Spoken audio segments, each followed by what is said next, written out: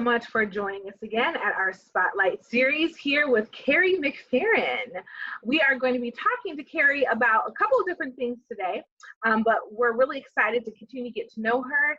And we just were able to get to know about some of her instruments that she works with and also some of her artists through Art Hop. But Carrie, what I would like to know is there's a specific certain style that you have adopted with your music, and also to how you collaborate with other artists. Can you tell us a little bit more about this and where it comes from, this kind of like format of sitting in threes? Yes, so the series at Webster's Prime for every Art Hop is called Stories and Songs. I've run it for several years, and what I do is I am always the host, and I'm always a constant in the lineup, and I invite typically another local singer-songwriter.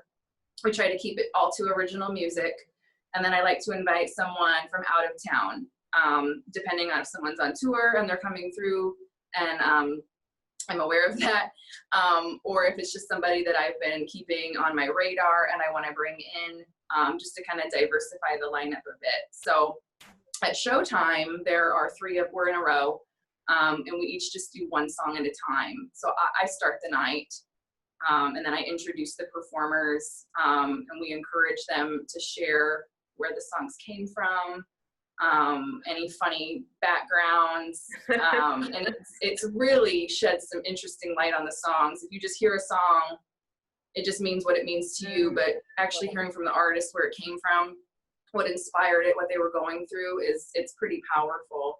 And the audience at Webster's is always so accommodating and attentive and intentionally listening. So it's a beautiful experience. And having my ear to the ground for music, this is a style called Songwriter in the Round. And it's noted from coming from Nashville, from the Bluebird Cafe is where they say it got its start. So I know musicians who tour and are getting started, they want to make sure that they're always heading down to the Bluebird Cafe in Nashville to try to get in on that. But I wanted to bring that flavor here. And I felt it was a better format, for audience engagement as well. It's way more interesting to hear stories and to not go ear numb to one performer that's playing for a whole hour and then another performer for a whole hour and so on. I love the ebb and flow. Yeah, and that you're together too, because you're on stage together, right? As you said, and you each kind of do one song each. So, which is awesome. And what's so interesting is that I have often listened to a song, whether it be on the radio or from another artist, and like you said, interpret it in my own way. And then I go to either a YouTube clip and I research the song a little bit more, and then I find out it's completely different. Yeah. It's a completely different subject matter than what I thought I was hearing. Absolutely, that happens all the time. Yeah, which is amazing because a lot of songs too you think are just love songs, but then you realize that, oh wow, this is actually a love song about either like a family member or not just a romantic relationship, or a love song about finding themselves or yourself, so that's really, really cool. Well, as an artist, that's kind of a line that you try to straddle, is you're writing the song for you to get your feelings and emotions out, but you're also wanting it to be people to relate to it. You want them to have a takeaway and you want it to touch them. So there's a fine line there, like you want to get your story out, but you want people to be able to make it their own too. So. Yeah, and speaking of songwriting, Carrie, even at this time with the challenges that we're facing today with COVID and many other challenges racially and socially, how have you been able to find those creative juices and elements within your own songwriting, and how has this time, maybe even in quarantine and isolation, helped you to maybe pump out some new material? You know, it hasn't. I'm not going to lie to you. I have been a bit stagnant ever since lockdown occurred mid-March. It's been difficult to find motivation to do anything, and especially with, you know, the climate and the social world too. I've written one song since lockdown occurred, just from processing some, you know, older emotions within myself. So it's not even related to anything during this time period.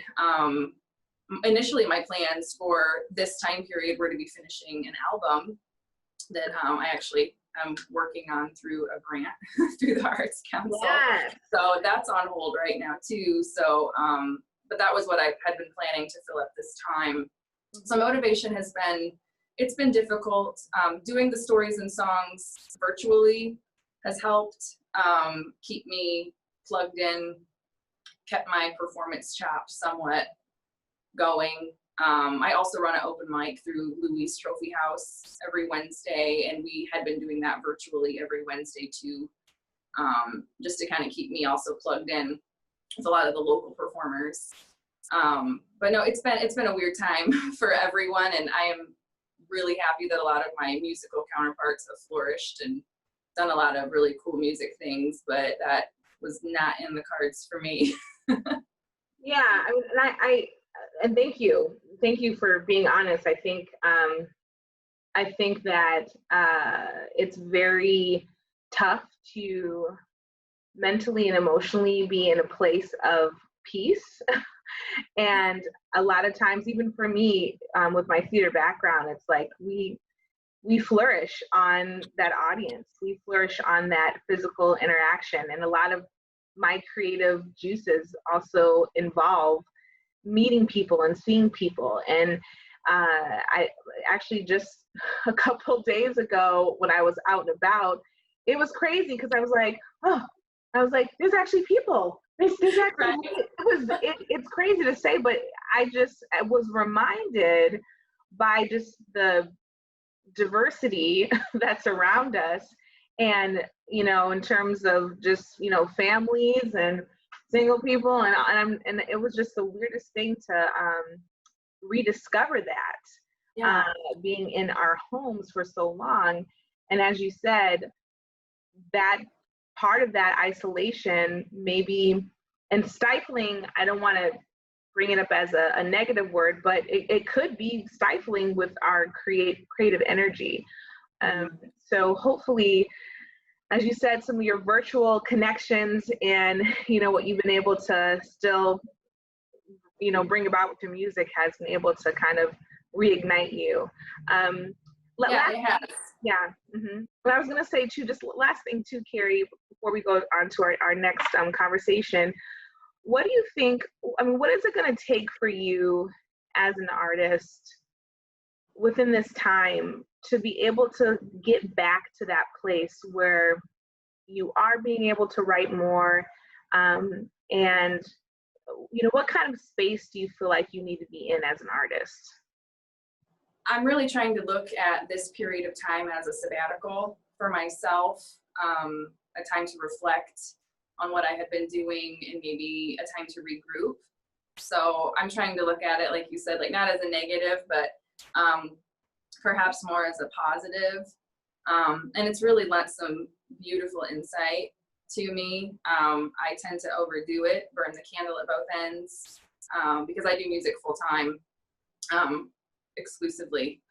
So I was busy. Evenings and weekends are gone. Like I'm gigging, I'm playing shows, or hosting something. And now that all of that has come to a halt, I've really learned, like, wow, you were overdoing it. You were always at the brink of it just being too much. So I'm trying to look at it as a great thing. I'm really trying now to work on like meditation and relaxing, and hoping that some writing comes through that by having a clear mind, which is something that I typically don't have.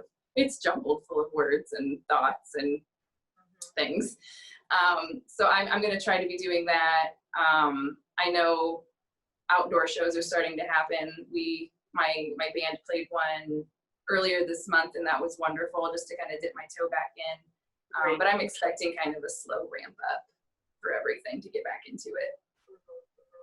But that's what a great perspective, right? In terms of like, hey, like this is the time for me to, you know, reconnect and reground myself. And I'm a busy bee too as well. You know, I'm like, meow, meow, meow, meow. So good. I'm so glad that we were able to just hear more about some more reflection from you. So we're gonna continue on to our next conversation here pretty soon. So everyone, thank you so much for tuning in with us today at our July 2020 Virtual Art Hop Spotlight series with the Carrie, I have to say, the Carrie McFerrin. We're so happy to have you. And we will come right on back and have our last conversation.